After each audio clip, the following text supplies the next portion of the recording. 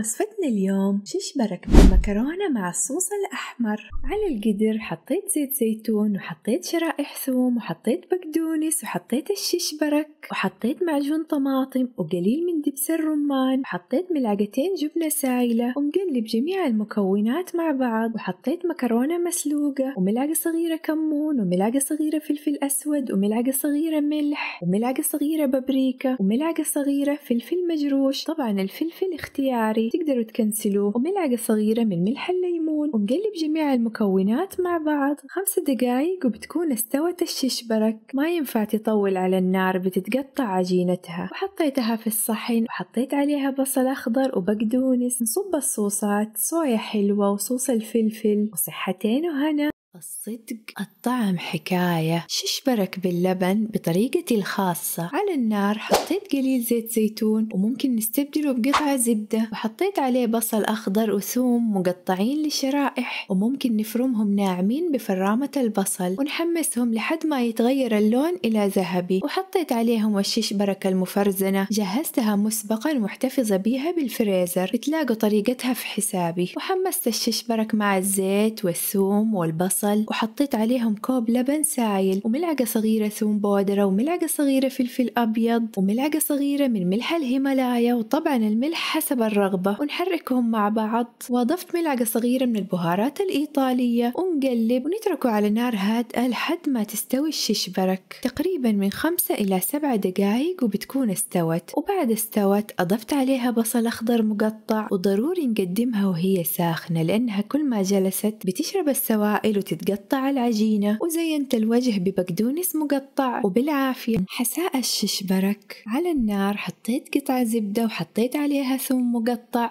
وحطيت بصل أخضر، نحمسهم على نار هادية عشان ما تحترق الزبدة، ونضيف عليهم معجون طماطم ونحمسهم على النار، ونضيف الشيش برك ونحمسها مع الصلصة، ونضيف كوب موية مغلية، وحطيت ملعقة صغيرة من ملح الهيمالايا وملعقة صغيرة كمون وملعقة صغيرة فلفل أسود، ونقلب جميع المكونات مع بعض ونتركها على النار لحد ما تستوي. وأضفت ملعقة كبيرة جبنة سايلة وقشطة جيمر ونقلب، وأضفت بقدونس مقطع، وكذا صارت وصفتنا جاهزة. الريحة بتجنن. جبت لكم أسهل وأسرع وأطعم شوربة شيش برك. أهم مكونين في الوصفة الفلفل الملون والشيش برك المفرزنة. المكونات شيش برك، بصل، طماطم، كمون، ملح، معجون طماطم، كزبرة. وعلى النار نصب الزيت ونضيف البصل والفلفل الرومي ونقلب، ونضيف الصلصة ونكشنها شوية مع البصل، ونضيف الطماطم والكمون والملح وقليل موية، ونغطي القدر ونتركه لين يستوي، ونضيف موية مغلية ونتأكد لين الموية تغلي تماما. بعدها نضيف الشيش بركة المفرزنة. لو أضفناها والموية باردة أو نص غليان بتتقطع العجينة معاكم، فهالنقطة مهمة جدا جدا. ونقلب من حين لآخر. مدة الطبخ تقريبا 10 دقائق وتختلف حسب قوة النار عندكم، بس مو أكثر من 10 دقائق. بعدين تتقطع العجينة معاكم، ونطفي النار ونضيف الكزبرة آخر شيء عشان ما تسود. ولا تنسوا اللايك والاشتراك وتفعيل الجرس ليصلكم كل جديد.